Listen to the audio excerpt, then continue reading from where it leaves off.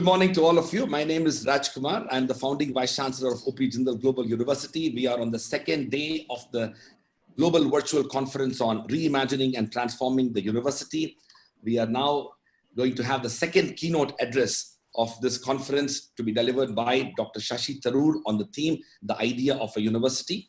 And we have the distinguished presence of Dr. Dinesh Singh, former Vice-Chancellor, University of Delhi. Let me quickly introduce Dr. THAROOR, who would not need an introduction, but we will do it quickly. Dr. THAROOR, as many of you know, is an author, a politician, a former international civil servant, and currently member of parliament. He straddles across several worlds of experience. Currently, he's on a third-term Lok Sabha MP representing the Thiruvananthapuram constituency and chairman of the Parliamentary Standing Committee on External Affairs. He was previously served as Minister of State for Human Resource Development, External Affairs in the Government of India. During his nearly 3-decade-long prior career at the United Nations, he served as a peacekeeper, refugee worker, and administrator at the highest levels, serving as Under-Secretary General during Mr. Kofi Annan's leadership of the organization. Thank you, Shashi, for accepting our invitation and to be part of this conference. Delighted to be with you. We have, of course, with us Professor Dr. Dinesh Singh, former Vice-Chancellor of University of Delhi. Dr. Singh is a distinguished mathematician and an educationist. He has studied in St. Stephen's College and holds a PhD from the Imperial College of Science, Technology and Medicine. He has been awarded the Padma Shri by the President of India in 2014. He has been conferred honorary doctorates for his work as a mathematician and an educationist by the University of Edinburgh, the National University of Ireland, the University of Houston, and the National Institute of Technology in Kurukshetra. We are very delighted to have both of you at the conference, particularly because also of the fact that with the recent release of the National Education Policy, I would say that both of you could be genuinely proud of the fact that many ideas that you initiated during your tenure as a minister, and of course, Dr. Singh's tenure as the Vice-Chancellor of University of Delhi, has taken a new avatar and has found its presence in the National Education Policy. With those words, may I invite Dr. THAROOR to deliver his keynote lecture. Thank you very much, Raj. It's a pleasure to join this morning's distinguished gathering for the second day of OP Jindal Global University's conference on the theme of reimagining and transforming the university. I'm sure we're all in agreement. And I do want to particularly thank Dinesh Singh, my classmate and friend, Dr. Dinesh Singh, for being here, and I look forward to his remarks when I conclude. I'm sure we're all in agreement that given these extraordinary times we live in, the theme of this conference is not just timely, but one that is of critical importance to the future of our cherished universities, and therefore well worth deliberating on. The widespread transmission of the COVID-19 virus and the corresponding impact of the ongoing pandemic has spared no segment of our communities over the last few months. I'm sure many of us have had extensive conversations on the devastating impact on the health and well-being of our societies and on the economic turbulence that is currently being weathered with varying degrees of success by our professional classes.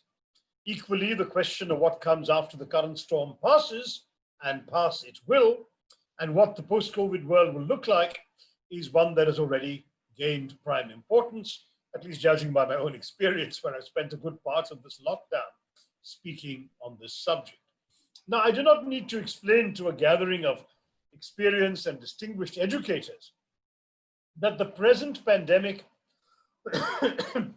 has also posed a series of existential questions and formidable challenges for universities across the world.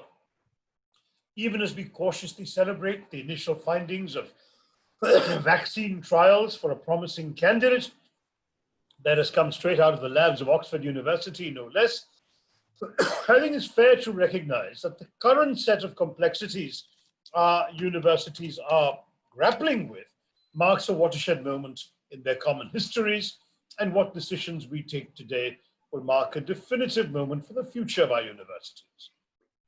As a Member of Parliament for Thiruvananthapuram, home to a number of premier universities in the state of Kerala, and as a former minister in the Ministry of Human Resource Development, now relabeled more accurately as a Ministry of Education, the impact of the current pandemic on our universities and the student community has not been a prospect that I've engaged with as an abstract or theoretical exercise, but rather one whose painful realities are one that my office and I have had to actively contend with. Throughout the course of the lockdown, I've personally received emails in the tens of thousands from anguished and concerned students on a number of overwhelming challenges they've been confronted by, ranging from the uncertainty of the administration of critical exams and what this would mean for our students at the height of a healthcare crisis, with lockdown-related movement restrictions between their homes and exam centers, exacerbated by the lack of clarity on postponements, to calls from doctoral students who have not been able to undertake the necessary research and fieldwork to successfully submit a competitive and compelling dissertation, and whose research grants have been unconscionably delayed, to urgent pleas from students in technical subjects who are unable to undertake internships and accrue the practical experience that are mandatory aspects of their respective courses, to the challenges faced by students on the wrong side of the digital divide as classes begin to go online. And of course, a large volume of cases of students who have previously been pursuing programs overseas, but are now caught in the geopolitical torments of closed borders, restrictive immigration laws, and limited international air connectivity. We all know that not all that ails our universities and our student communities has been a byproduct of the pandemic alone. But with that list, you know that there is no denying that existing problems, like the global trend in slashing state support for universities, reduced allocations for research and innovation, and the quality of output being produced, the over-bureaucratization of academia and over-regulation of campuses, and of course the growing threats to the freedom of academic expression, are all likely to spike considerably in the post-COVID world if we're not able to find fitting answers to these very questions today. Which is why that I'm especially glad that my good friend, Professor Kumar, has brought this eminent group of educationists together for deliberations on the way forward for our universities. Now, the organizers have asked me to share my thoughts on the idea of a university, a phrase which, as many of you know, is most famously associated with a 2-volume collection of essays with that title by Cardinal John Henry Newman that were first published in 1852. The idea of a university in which teaching and research were combined in the search for impartial truth reached classic form in 19th century Germany, associated with the famous Humboldt model, which became the dominant global model of the university, a place with intellectual and academic freedom, university autonomy, the growth of independent disciplines with their own standards and priorities, and internationalism. This was the model Newman had in mind when he wrote The Idea of a University. Though primarily speaking of religious education, Cardinal Newman showed remarkable foresight in articulating the concept of the modern-day university as an intellectual and liberal engine for contemporary society, intended to serve as a haven for a community of thinkers for whom the cultivation of the intellect would be reasonably pursued for its own sake.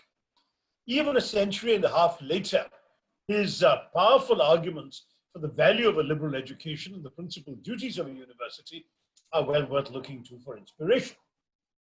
To Cardinal Newman, the purpose of education was not to be merely preoccupied with the gathering of knowledge, wisdom, or scientific temper, but one that was motivated by the cultivation of a certain intellect and a universal knowledge that aided, quote, the enlargement of mind or illumination, unquote. What would this imply for the university?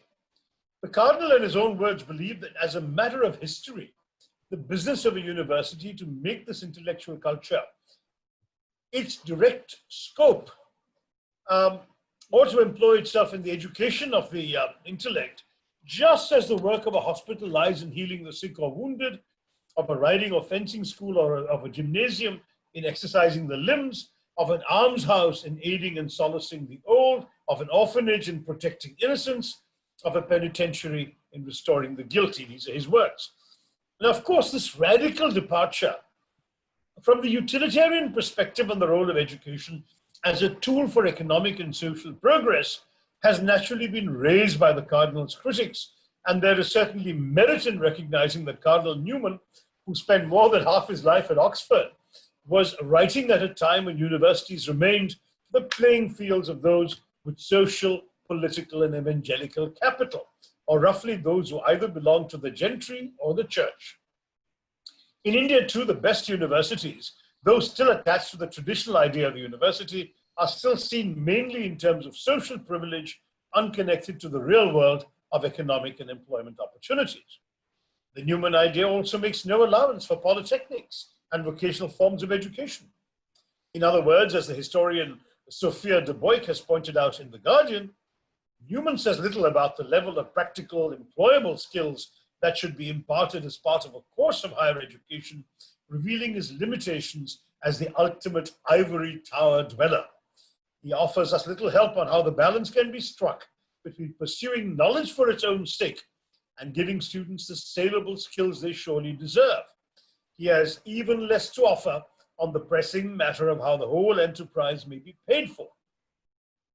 Increasingly, demands for research to be economically and socially relevant to help students find work in the real world have challenged the classic Newman view of untrammeled academic freedom. What policy should be pursued to preserve democratic access to the best higher education and to match individual talent to intellectual aspirations as well as societal needs? Universities are coping with various demands of students for impressive qualifications, of employers for usable skills, of the economy for innovation, but most universities are still set up in the classic mold, to operate in the realm of values and culture, to be concerned more about political issues and market conditions, to be, in short, the ivory tower so disdained by hard-headed employers. Now, for most families in India, these utilitarian concerns are realities that we're particularly familiar with. Perhaps more so because the fact is that in our country, our educational system has historically served as a beacon of hope in a tumultuous world for millions, even if arguably the system in itself has not yet become our greatest glory. It is, of course, imperative to remember our humble beginnings on the eve of Indian independence. Colonial rule left us with only 16% literacy, barely 30 universities, and about 700 colleges with an enrollment of just 4 lakh students. While India struggled for the next 5 decades as the profound creativity, we started an education revolution and revival. The initial catechism in education policy that dominated our higher education system were 2 E's: expansion and equity. Expansion in the number of institutions and equitable access to them for those who had previously been denied educational opportunities because of their caste, their gender, their religion, their region. In the process, we did not always focus enough on the 3rd E, excellence. But there were shining exceptions. Today, Americans speak of our IITs with the same reverence they used to accord to an MIT. The image of India has changed from that of a backward developing country to a sophisticated land that produces engineers and computer experts. The old stereotype of Indians was that of snake charmers and sadhus. Now all Indians are seen as software gurus and computer geeks. Now in 2020, when I recall my days as a young graduate, I think of how few were the options available to us in our college days in the 60s or 70s, as compared to the plethora of opportunities presented to graduating youngsters nowadays. Wider options to study, wider employment opportunities to prepare ourselves for, especially in higher education. There are so many more subjects available to pursue and courses that didn't exist in my college days, as well as on-campus recruitments from companies and professions that had not been dreamt of in my youth. Evolution means that India must keep up with the world. The IITs have now launched certificate programs on artificial intelligence and machine learning, and one has set up a center for artificial intelligence. At its very foundation, our Prime Minister Nehru called IITs India's future in the making. And now young professionals from these institutes are indeed making global history. But as Cardinal Newman's critics would point out, we still have a long way to go with that 4th E, employability, to meet the forces of markets, the demands of research, the pursuit of knowledge, and the imperative of building an equitable society. We are suffering from a systemic problem of skill mismatch between qualifications and jobs undertaken. Now, this situation has seen a marked improvement in certain sectors over time, but some chronic conditions persist. I remember reading with horror about the Madhya Pradesh Police Department in late 2016, which advertised 14,000 constable posts. 9 lakh candidates applied for these 14,000 jobs. Among them were nearly 10,000 engineering graduates and a dozen PhD holders, plus 1,90,000 graduates and 15,000 postgraduates, whereas the minimum qualification for the posts advertised was just a higher secondary education. There are similar anecdotes for every menial job advertised by the railways, the state and central governments, the public sector enterprises. Why? Because we are releasing graduates into an ecosystem that does not know how to use them. They settle for a constable post as an alternative to frying pakoras, as some who ought to know better have advised them to do. Therefore, even as I speak to you as someone who's benefited from the benefits of a liberal education, right from my schooling through to my time in university, I do recognize that there is naturally a desire in India to make higher education more utilitarian, to link it to the needs of what we hope will once again be a rapidly growing economy in a globalizing world. This is an argument that I understand and empathize with, particularly in a society where unemployment stands at a 46-year high, where our economic growth has slowed to a crawl, and where the devastating impact of the ongoing pandemic is likely to compel us to explore all avenues to make up for the devastating economic losses and a more hostile jobs market, while also bolstering our preparedness to weather such turbulence in the future. After all, as I'm sure many will be quick to point out, a university graduate now employed as a salaried professional is likely to have been better off during the pandemic than, say, an artist or an actor or a commentator on 18th century poetry. Now, while this is a fair concern, and which I completely empathize with, I would partly counter by arguing that what our higher education system liberally aspires to do, or perhaps to rephrase what liberal education aspires to do, is to essentially equip you for any job that you might get. As I've often pointed out in addressing some of our engineering institutions, we produce 5 lakh engineers a year in India, and 66% of them end up in jobs that don't require an engineering degree, either because their degree is not relevant to the jobs that are available, or because the quality of the education that they had is not good enough for pure engineering jobs. To put it plainly, to my mind, if our universities abandoned the pursuit of liberal arts and more technical and utilitarian needs in the post-COVID world, this would not hold our graduates in good stead. The principal challenge that would be prompted by universities discarding the liberal arts for more technical and utilitarian objectives is that it will leave our countries with a generation of graduates trained to look at the problems of the world through absolute and non-negotiable principles. This works, this doesn't work. This switch turns off, this turns on. There's only one way of doing things and no other. The danger of this kind of thinking was borne out a decade ago when an Oxford study claimed that of all those associated with terrorist incidents between 1990 and 2005, 96% were engineers. So though no one was saying most engineers are terrorists, they did draw the conclusion that most terrorists at that time were engineers.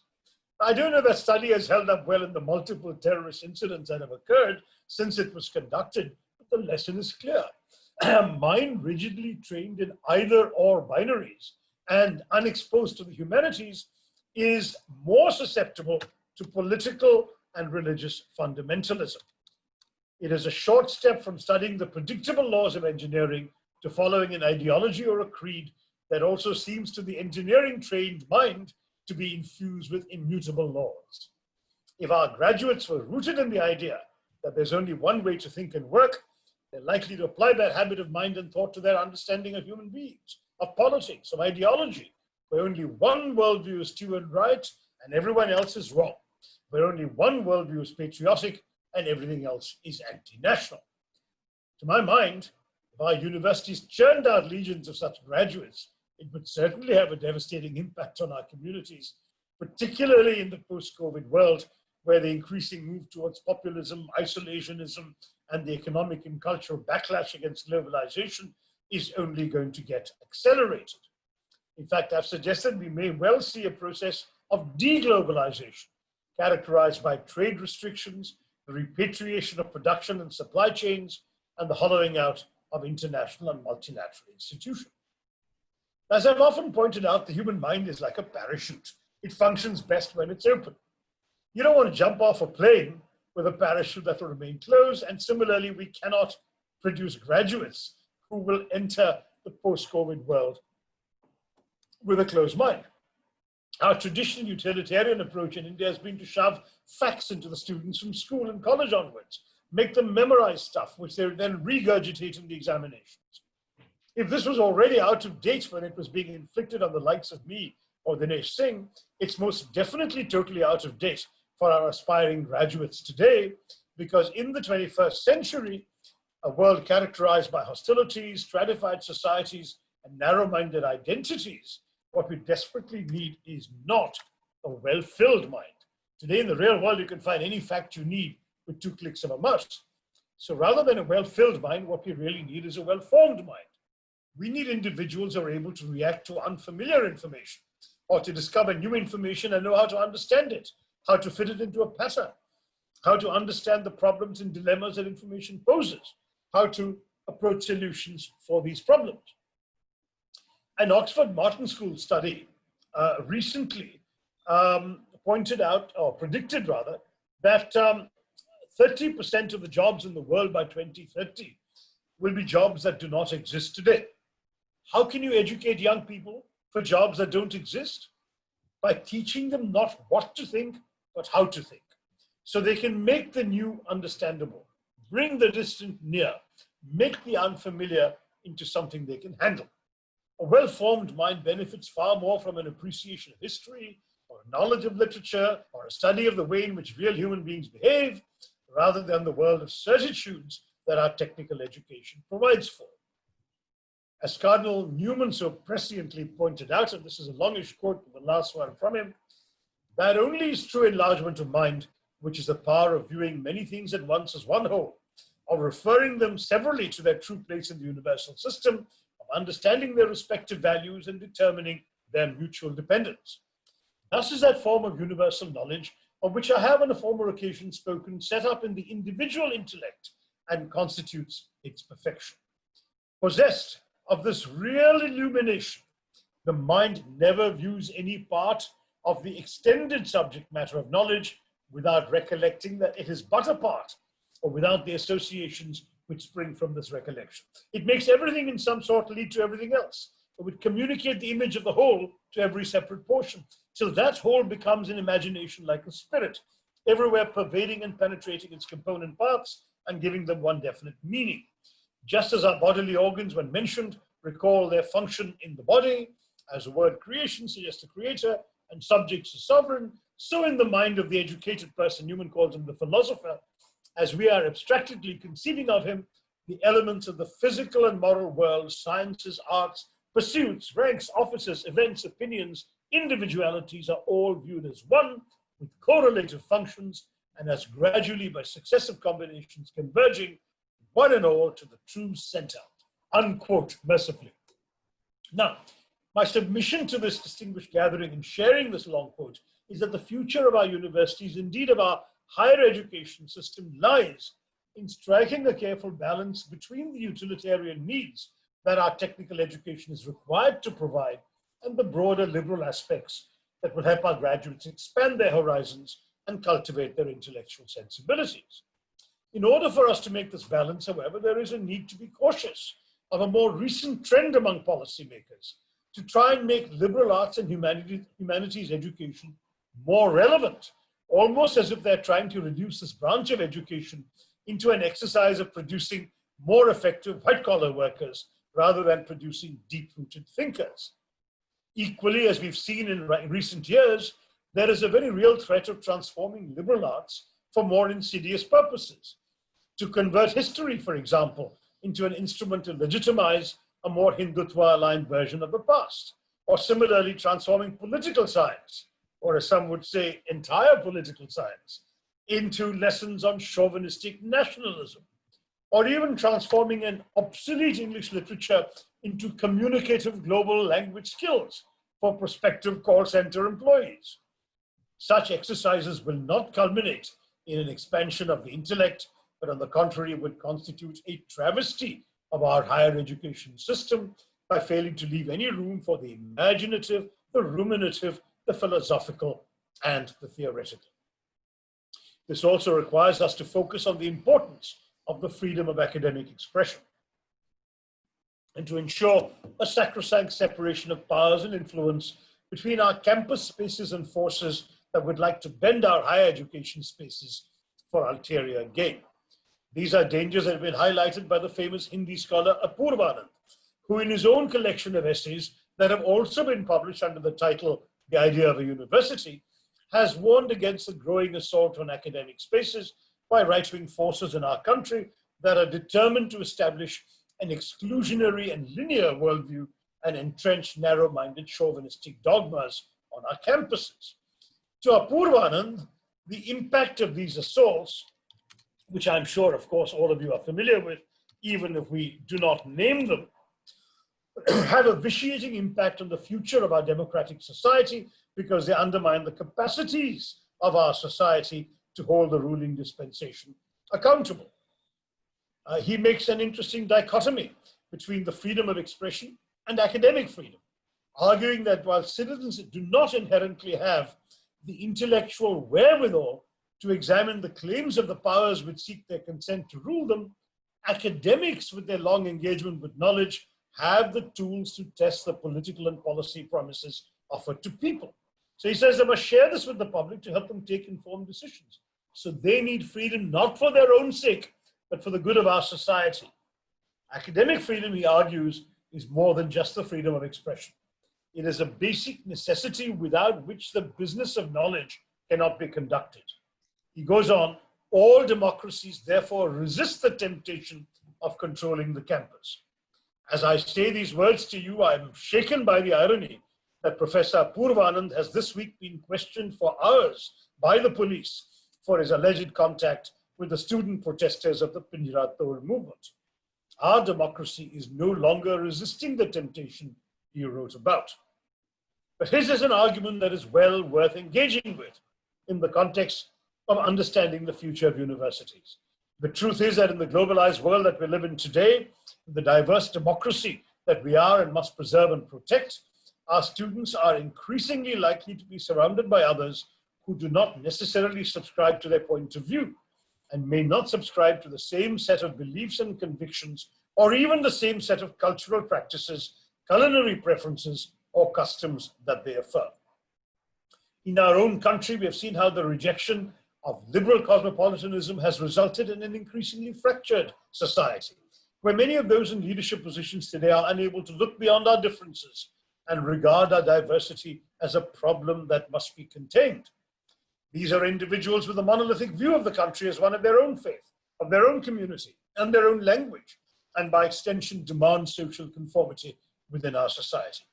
I think many of us understand that when you see the state of divisive politics in our countries, where people seem to be acting out of hatred and out of stereotyping of an entire people as the other, the inherent lack of empathy has sadly become a distinguishing factor of our leadership. There is a growing deficit of individuals who are able to look at people of other religions, other races, and other languages, and actually recognize that ultimately we do share the same dreams, the same fears, and the same hopes. Sadly, too many are incapable of broadening their minds in a way that understands the myriad manifestations of the human condition, while at the same time appreciating the universality of human aims and aspirations. In producing the graduates among them, our universities sadly have failed us. It is vital that our universities are therefore courageous enough to remain as open and free spaces where dissent in multiple worldviews are welcome and cherished for their complexity and diversity, and which ensures that in our rambunctious, chaotic, and magnificent democracy, spaces and channels are kept open.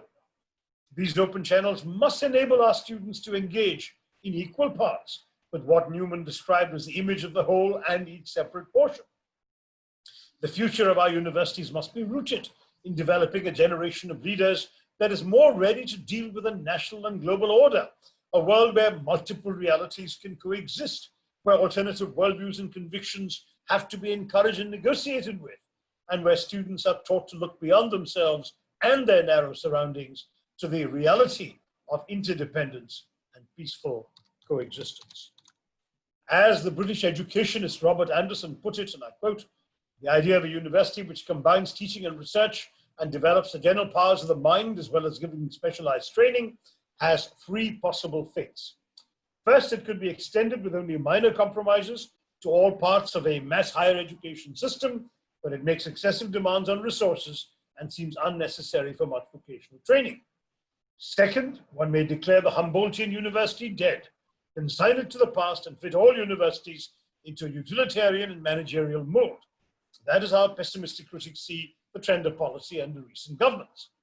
Third, there can be more open acceptance that universities have different missions, interpreting the idea of the university in different ways, on condition that access to research-led universities is fair and democratic, a stipulation unlikely to be met if they're privatized or allowed to charge market fees.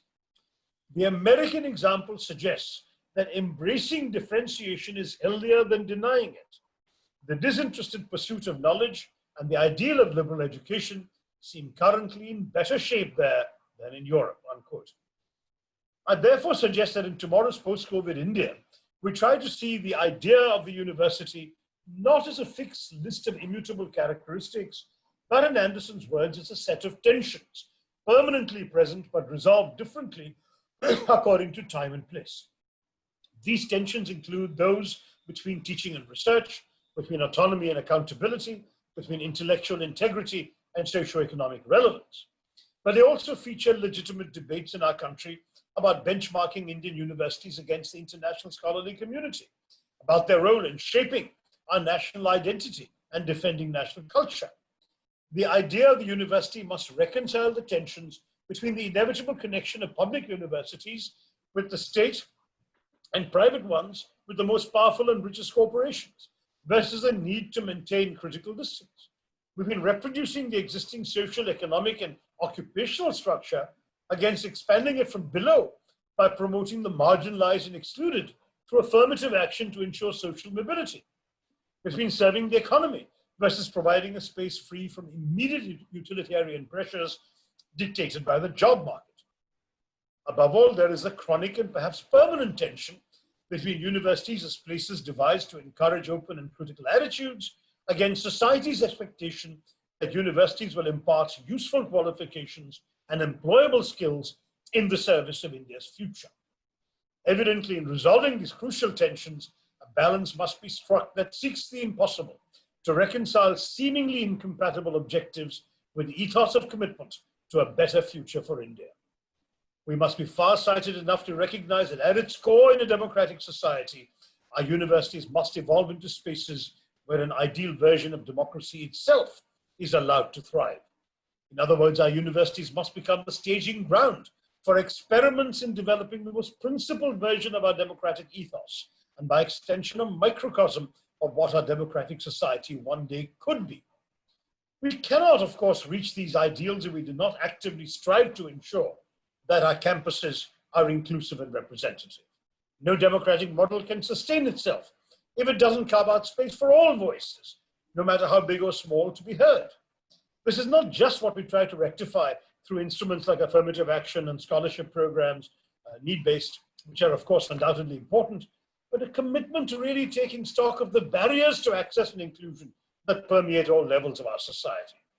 To use one example that I briefly touched on at the beginning, as classes rapidly go online in the COVID era, we as a country have not sufficiently addressed a deep and pervasive digital divide that many families have to contend with.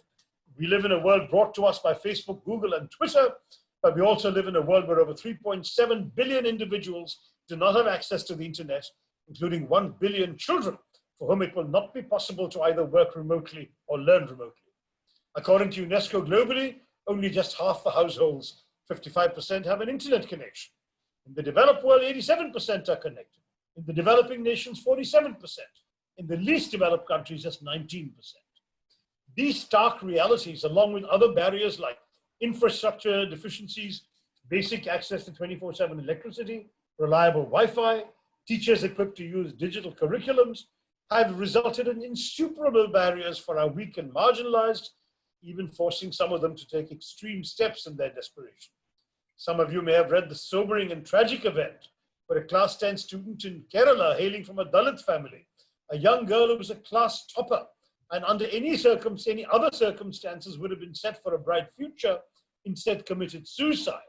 Why? Because as classes leapt online, her family, where the sole breadwinner was her father, a daily wage worker, was unable to afford a smartphone or an internet connection or even repair their TV set, which might have allowed this girl to follow the classes necessary to continue her education. This is the reality of the India we live in. Realities that educationists cannot afford to forget while we sit here protected by our privilege and discussing what a university means to all of us. But it doesn't have to be this way. Our current resort to online education also overlooks the great value of campus interactions for students across social classes and regional or religious divides, and the comradeship that arises from shared experience and shared learning. If our universities can be places where we can come together and develop a space where the social barriers of class and caste are left behind, and where instead young Indians are given the tools to lead an empowered life, a space where narrow-minded and exclusionary identities are replaced by a willingness to accept differences and cherish the diversity of thought and belief, a space that's confident enough to look at its wealth of differences as a strength and not so insecure as to look at it as a weakness that must be rooted out, a space where the administration is attuned to the aspirations of the students, the next generation of India's leaders, and where these young minds, the engines of our democratic and pluralist society, are not subsumed only by personal ambition or the commercial rat race, but are invested in the success of those around them. If we manage to do all of this, we can develop an idea of the university that remains open, inclusive, and representative, a space which will become the engine of India. If we can manage to do this, I'm confident that the India of the post-COVID world will be carried forward by a generation of leaders that will be able to take our country to new heights. I believe it can be done, and you are the ones who can help us all to do it. Thank you for giving me a hearing, and Jai Hind. Thank you very much, Dr. Shashi Tharoor, for that comprehensive tour de force, not only on the idea of a university, but also a manifesto for the future of a university. I deeply appreciate your compelling case that you made with regard to the future of the university. I would not summarize your arguments now, but let me quickly move to invite Professor Dr. Dinesh Singh, the former Vice-Chancellor of the University of Delhi, a very distinguished public intellectual and indeed an educationist, to deliver his presidential address. Dr. Dinesh Singh. Thank you, Professor Rajkumar. It's a delight to be present here today, and also a delight to have the opportunity to listen to Shashi once again. I'm quite sort of fascinated every time Shashi speaks, and that has happened to me right from our days in college. And as I was listening to Shashi today, it dawned upon me that, very soon after I got married, some wisdom descended upon me that I had very little wisdom. And proof of that comes to me today, that if I had any wisdom, I would have chosen not to speak after Shashi had spoken.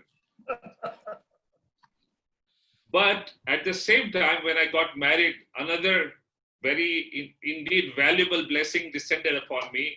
I began to lose the art of speaking, but I became a good listener. And that helped me today because I absorbed everything that Shashi said today. And perhaps there is no need for me to say anything, but I need to give Rajkumar his money's worth for being present here today. So let me just begin by mentioning that Shashi's more or less covered so many valuable things for all of us who connect with education and who doesn't connect with education.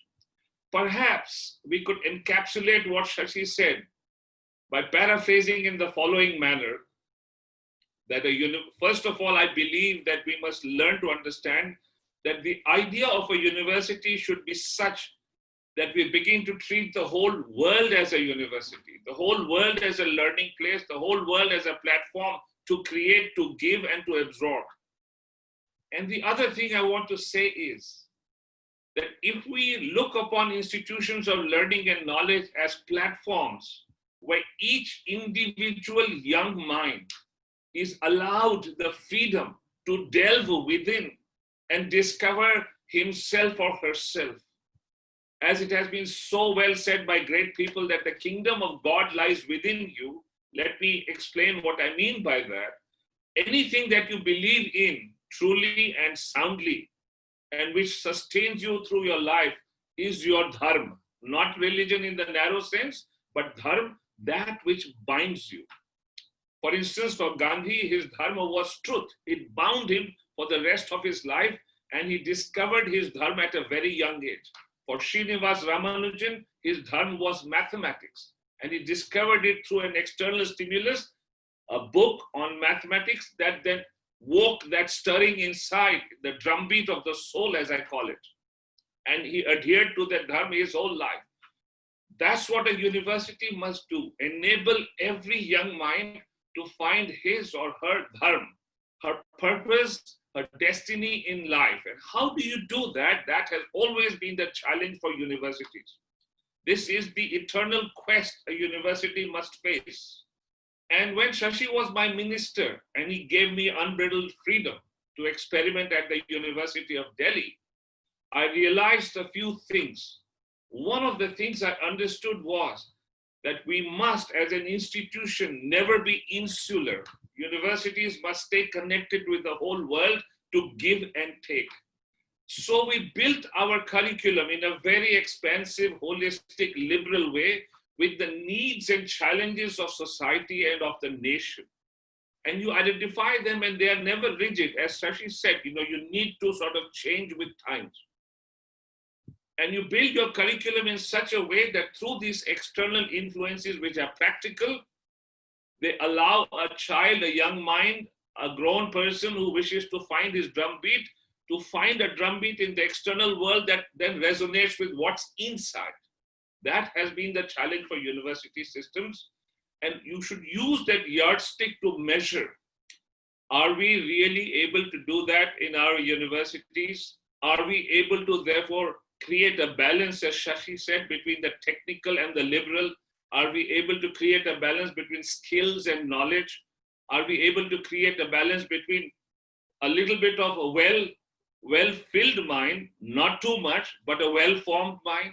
Those are the challenges a university must face. And here is something that will give us some insight. And I say this not for reasons of chivalry, but as I have delved into India's history in the past, there are many interesting lessons that come to us.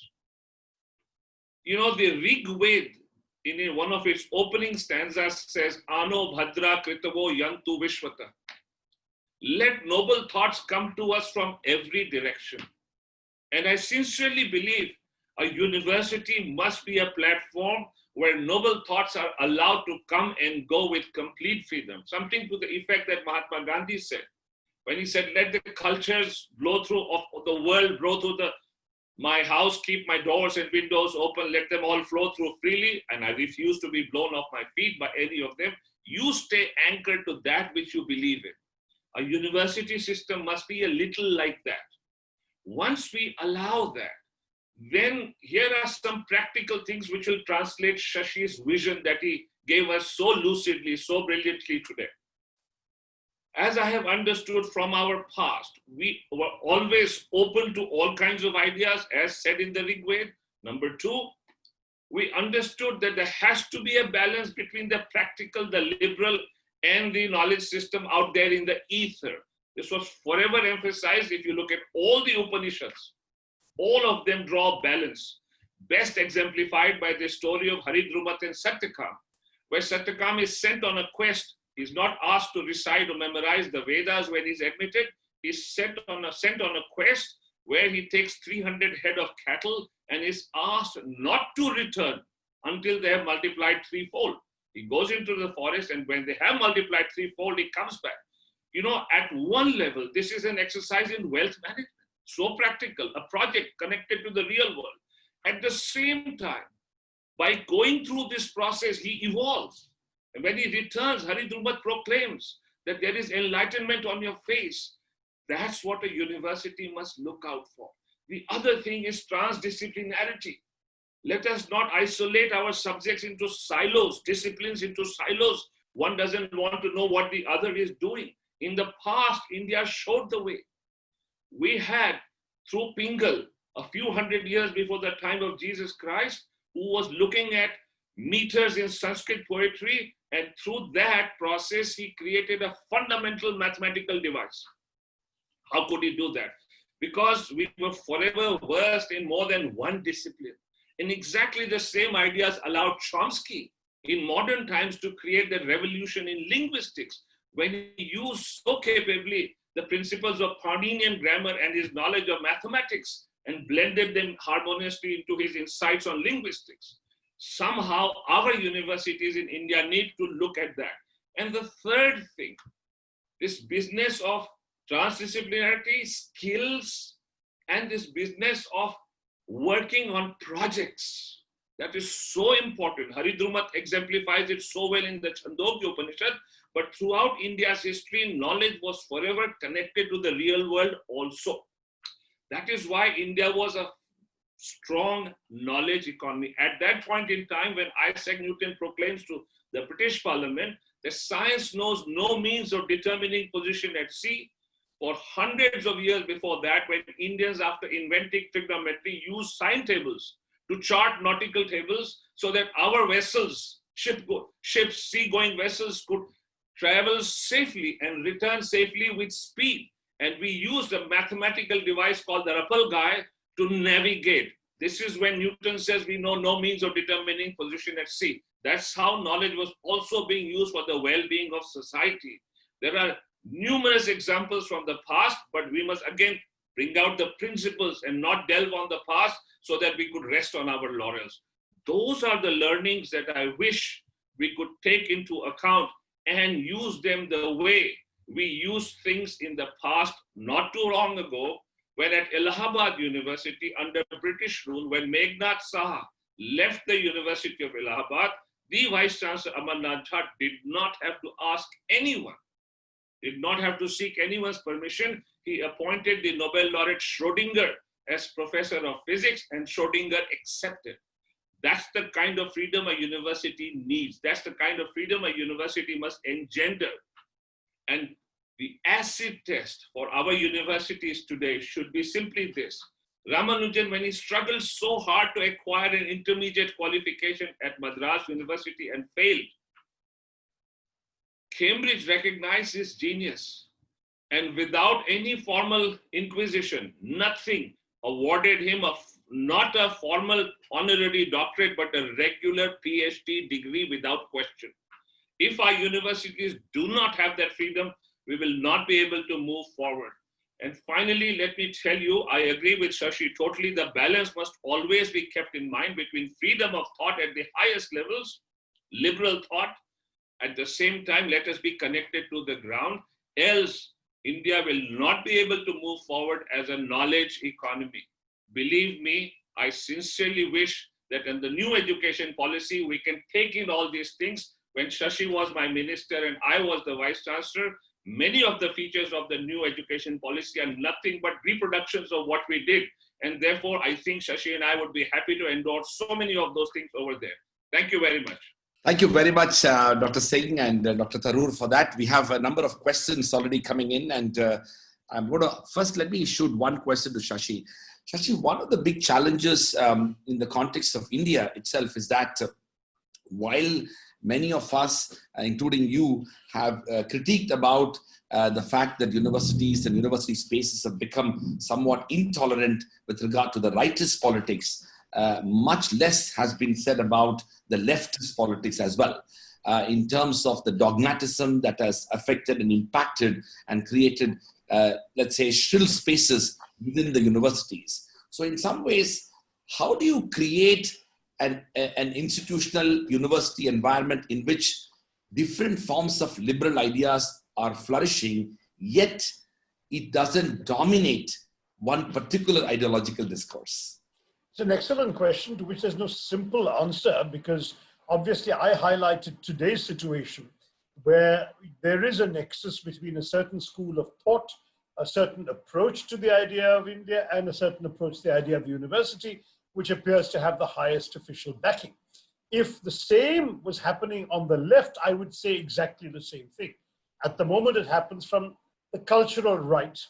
It has certainly in certain periods in the past happened from the economic left. That is, for example, the Marxist interpretations of economic development and society were dominant to a point where students writing from a right-of-center socioeconomic perspective risked having their marks reduced as a result. So that would have been equally reprehensible in the context I'm talking about.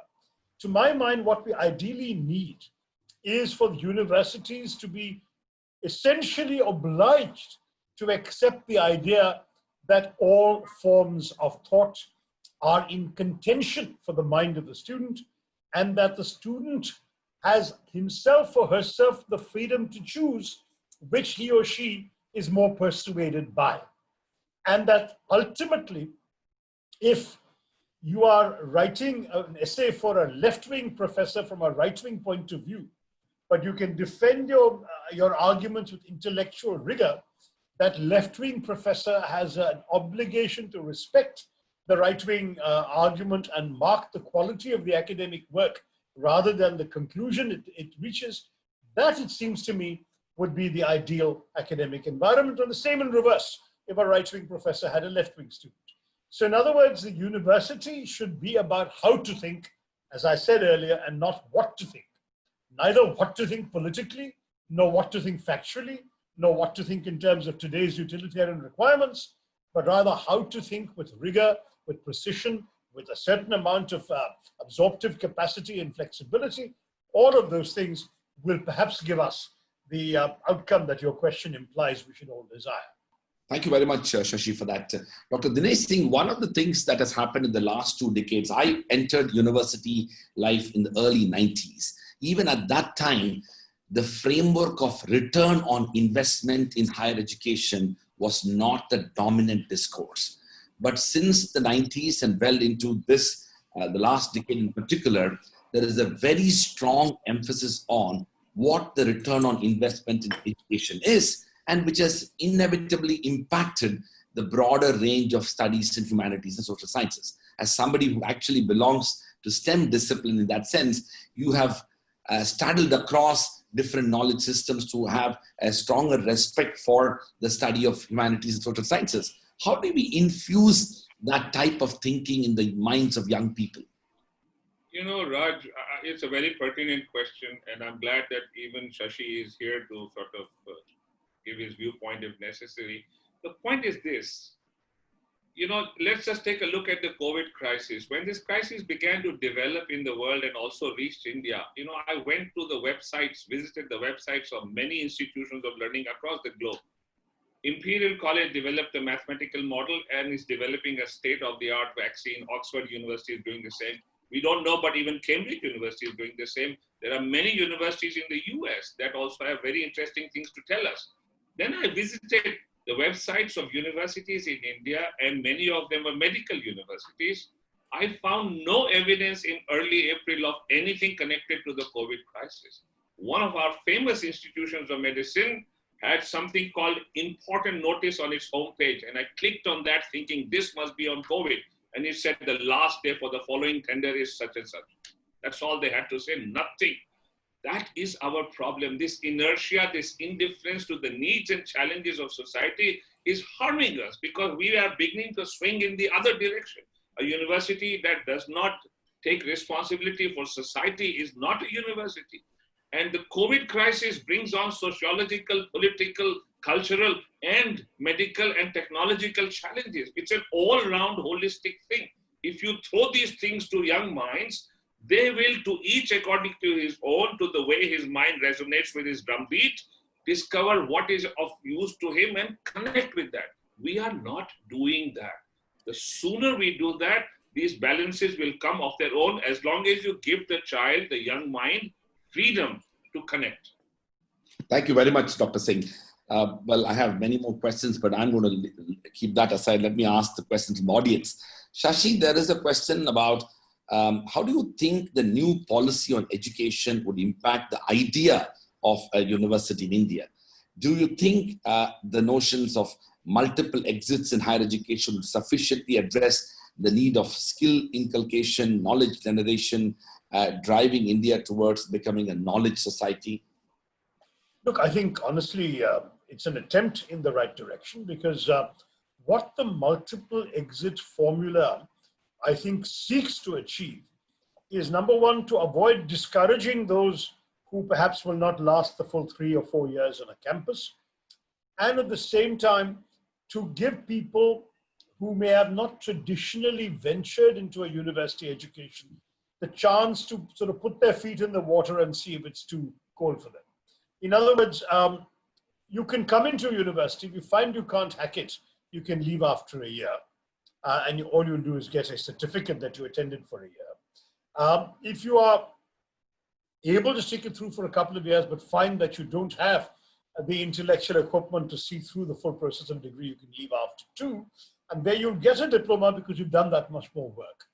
And of course, a sort of what we used to call a pass course degree in bachelor's would be available at the end of 3 years. But if you want to test yourself to the point of doing research, honors level work, and be prepared for future graduate studies, then you do the 4-year degree. Now, ideally, of course, the questioner's way of putting it implies that everyone should aim for the 4-year degree. In practice, however, they don't. And let's face it, right now, we have well below the global average of students of the university-going age enrolled in campuses. And that's because our gross enrollment ratio in our country starts high at the primary level. In fact, when I was minister, I was startled to discover one year it was 105%, because we were enrolling more kids in the primary school system after RTE than actually numerically existed at that age, because some of the kids who had missed out earlier were coming in.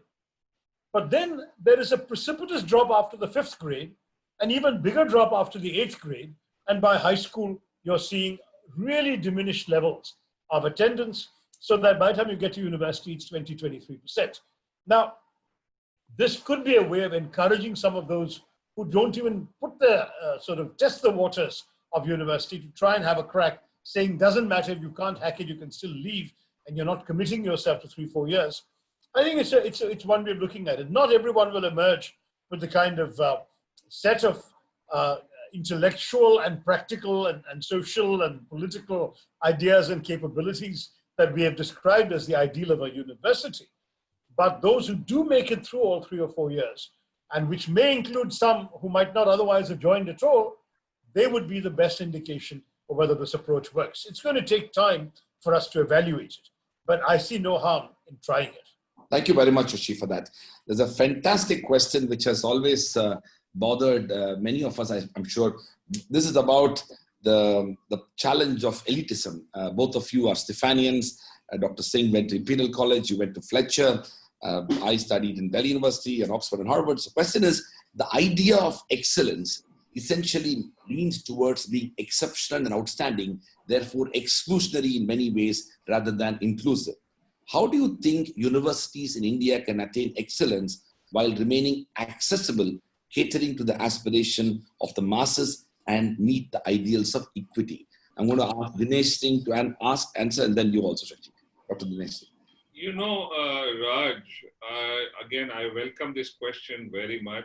When I was Vice-Chancellor, a few years before I assumed that role, the government of India had opened the doors of higher education for several reserved categories beyond the scheduled caste and scheduled tribes. And within 3 years, I noticed a perceptible difference in the results and outcomes of examinations in my university. I saw, for instance, in the 3rd year of my tenure as Vice-Chancellor, that the university topper in physics was an OBC girl from a village. And I noticed that they had complete access, at least reasonably complete access, because the University of Delhi does endeavor to create facilities and we don't charge too much by way of fees. So we were getting students from these categories in large numbers, and I noticed that there was a zeal in them. We should rise to the occasion and provide them with more and more facilities and give greater impetus. I believe India is actually at this point in time, it is facing a great opportunity which could also become a calamity. You know, these students They yearn to get into higher education, and they have a zeal, and they want to connect with the nation. I say this from personal experience, interacting with thousands of them.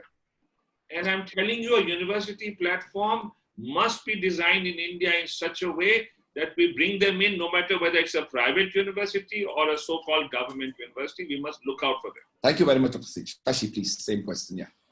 Well, I think that the question of excellence is not necessarily exclusionary. In fact, it would be a pity if it were, because excellence is merely talking about achieving certain standards as widely as possible.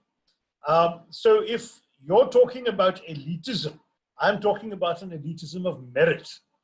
And I don't see any reason why that should be confined to one or two or a handful of institutions. Even in the US, the number of universities that would be deemed to offer you an excellent education is not 3 or 4 or 5 or just the Ivy League. There would be 100 in the US where the standard of education you get, I'm sorry to say, would be deemed by most international evaluators as exceeding the best university in India.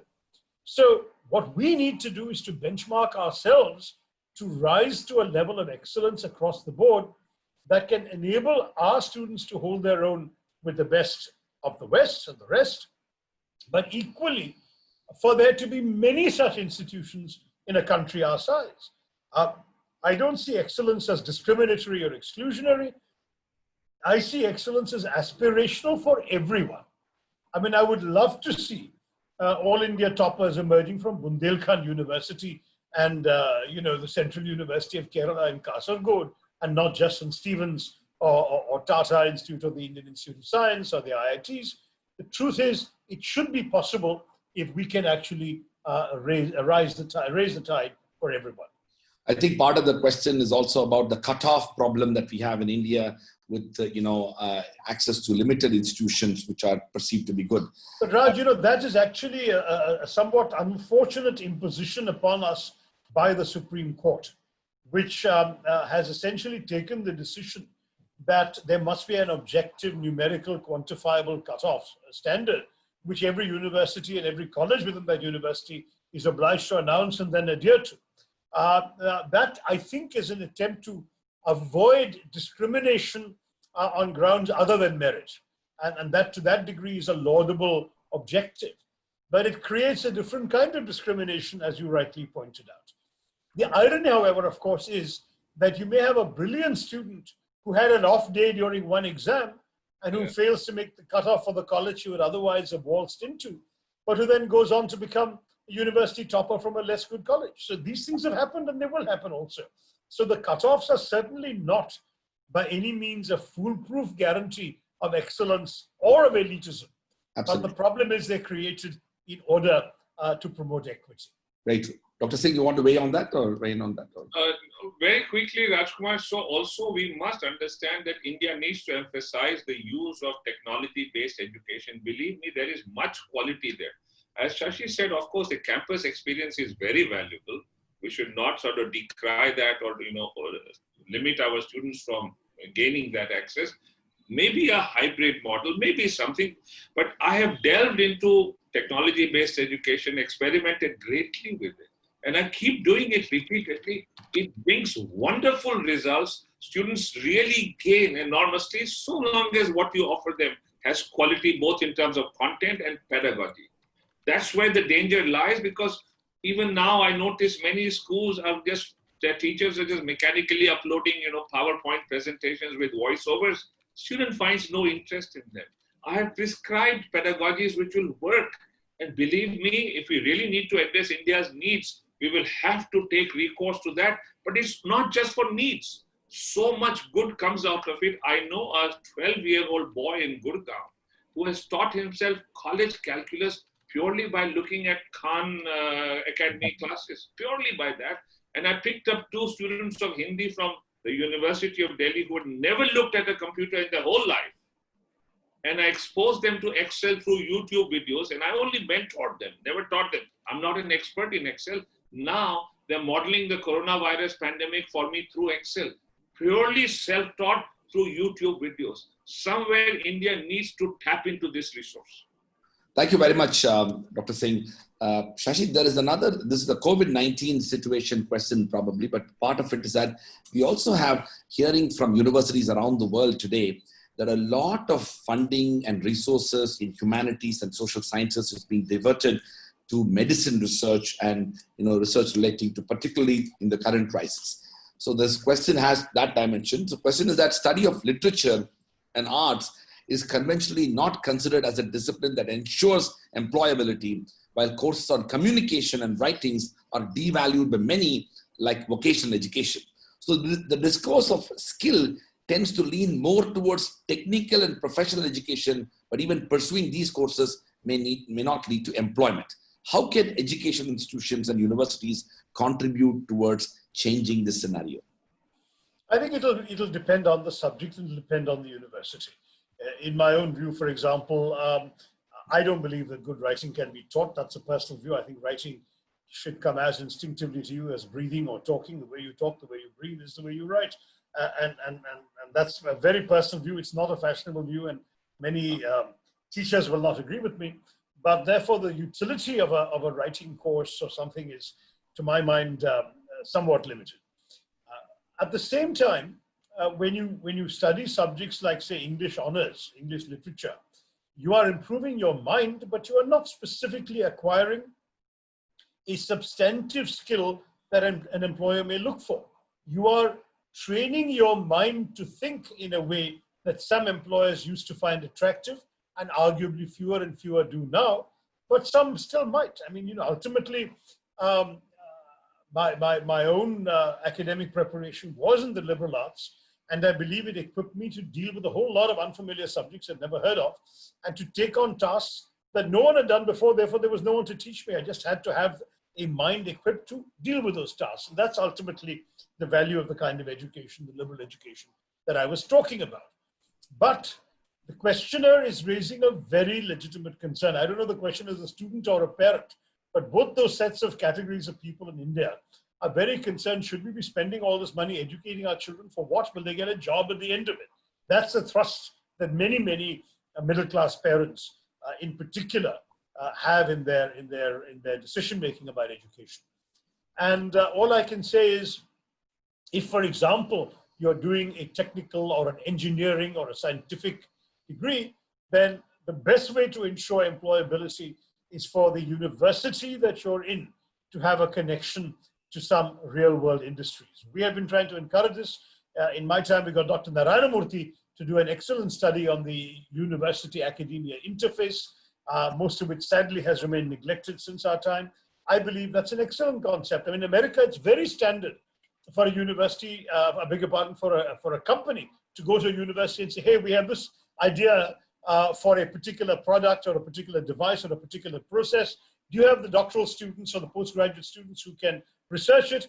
We'll give you the seed money and we'll share some of the proceeds of the royalties we get from a workable product with you. And the university has an incentive to do it. The students gain practical experience and they do things that the real world wants, and employability also results. We don't do enough of that in India. We hardly do it. Again, during my time, we insisted that polytechnics, for example, will not get a license to open in India unless they are within 30 kilometers of a functioning industry with which they have a tie-up or collaboration. So we don't want students learning about engineering and industrial processes from 30-year-old textbooks that no one applies in the real world. We want them to actually be connected to functioning industry. So those kinds of things can be done. It's not impossible to tie into the real world, but it requires a systematic effort for those institutions and in those subjects where that kind of substantive employment-related learning is important, which is not true necessarily in all subjects. Thank you, Shashi. We are indeed coming to the end of this session. Dr. Singh, there's one question about something which you did briefly mention. How can India establish globally competitive world-class universities, or let's say build from existing ones? The heart of the question is that the last 2 decades has seen enormous developments in China, Japan, South Korea, Taipei, and many parts of Southeast Asia. We have not seen that dramatic transformation of Indian universities to become globally competitive that is reflected in rankings, but also many other research outputs. How do we do that in India? You know, Rajkumar, as I said at the beginning, it's very important to frame your curriculum around the needs and challenges of the nation and of society, and almost everything that we know of as a formal discipline will also fall into place, but much more will happen. We brought in transdisciplinarity, we brought in project-based work, we brought in entrepreneurship, we brought in skills learning, all in a holistic fashion at the University of Delhi when Shashi was my minister in 2013. And in a year's time, our global rankings had shot up significantly. We were also ahead of almost every IIT in India in global rankings. We were reaching the 200 mark. So it works if you follow those principles.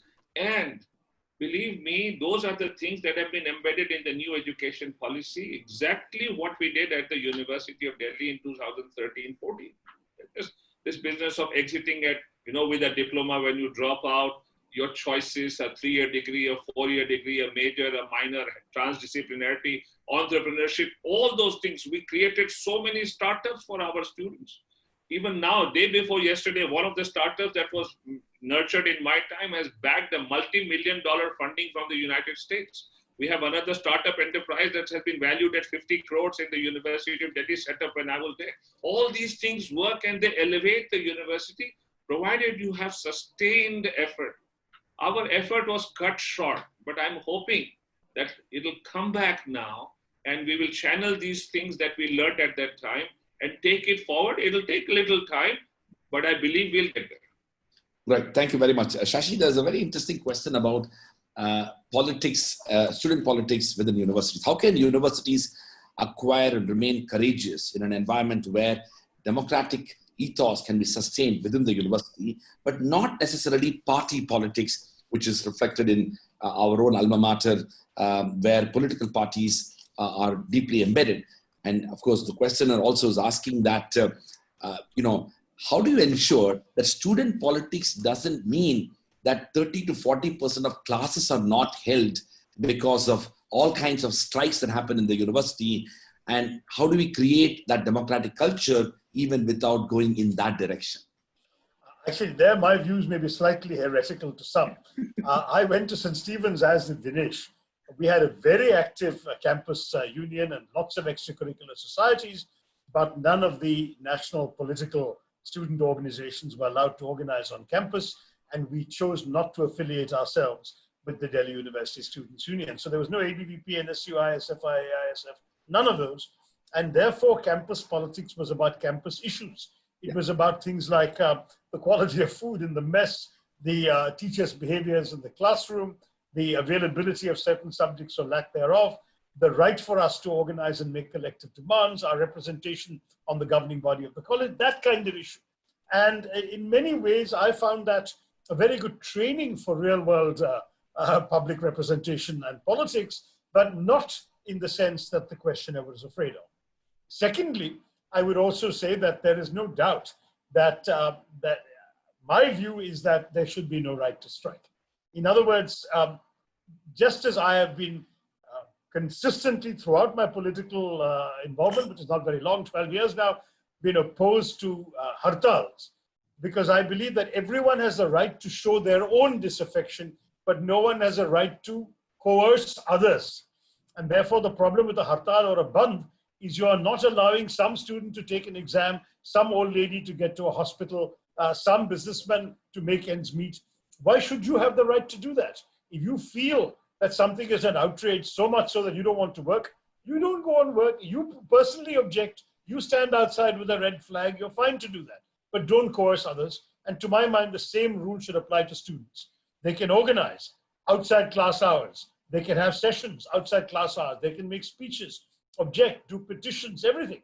But the moment they try and shut down classes, I'm afraid action will have to be taken, because the purpose of a university ultimately is to educate.